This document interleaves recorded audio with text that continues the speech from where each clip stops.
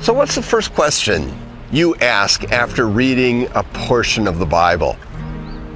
I'm Jack Beck, here at the pagan sanctuary of Pan in Caesarea Philippi to see how Jesus might answer that question for us. The place that we're in here at the base of Mount Hermon seems to have everything. Mount Hermon is so massive, it actually creates its own weather systems and produces more rainfall than any other place in the Promised Land. It's a land, as the Danites said, that seems to lack nothing whatsoever, with the exception of one thing, and that is a correct understanding of who God is. Eusebius, the church father, tells us that this yawning cave was believed to be the place the soul passed through in order to get to the underworld, to the afterlife. It became a metaphor, a symbol for death itself.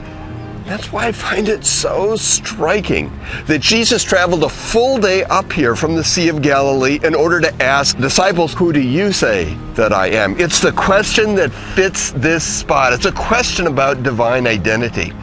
And filled with the Spirit, Peter delivers the line, "Jesus, you are the Christ, the Son of the living God." For the very first time in the history of this place, we hear someone express a correct understanding of who God is. And Jesus was not about to let that moment pass.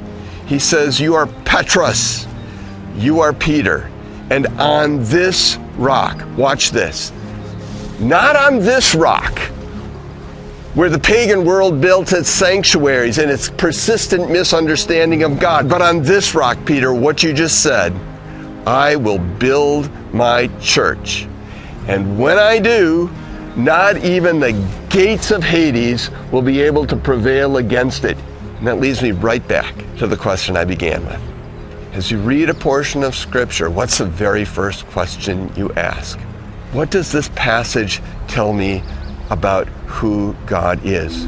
Because what Jesus said here, that a correct understanding is the foundation for everything else, it means that if we get God right, it will be hard to get anything else wrong.